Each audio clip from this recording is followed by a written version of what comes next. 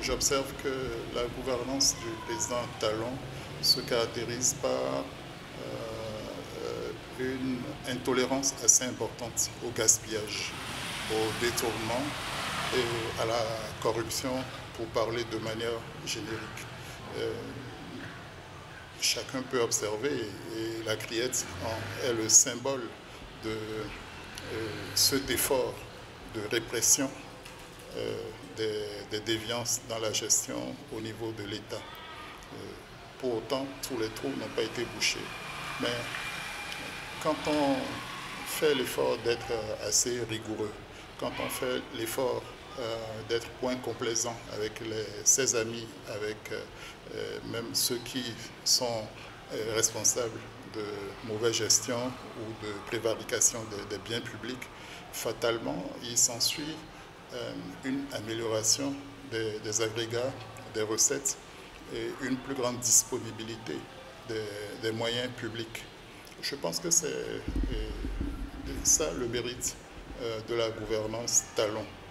Évidemment, davantage de rigueur entraîne davantage de frustration ou d'assèchement de voies, d'enrichissement, pour ne pas dire de moyens de vie un peu plus faciles.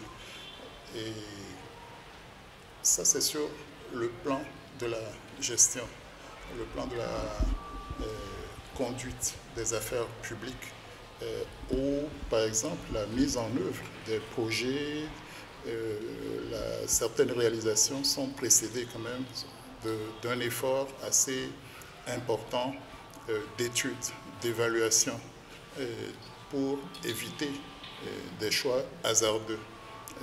Pour autant, ce qui a été fait ne peut pas échapper toujours à la critique. Certains choix sont discutables, incontestablement, mais il y a eu une volonté de se discipliner, de ne pas aller, et là j'en viens à la question politique, de ne pas aller à une redistribution à tout va autour de soi par la multiplication des postes politiques, des nominations à caractère politicien. Ça commence par le gouvernement, où on observe une stabilité intrigante et à la limite agaçante pour les partisans de l'équipe ou bien des équipes gouvernementales. Il y a eu très peu de remaniements. Une bonne partie des ministres du président Talon est quasiment là depuis le début de son mandat. C'est une nouveauté, c'est un changement notable. Et j'ose croire que ça ne crée pas et pour autant la sclérose.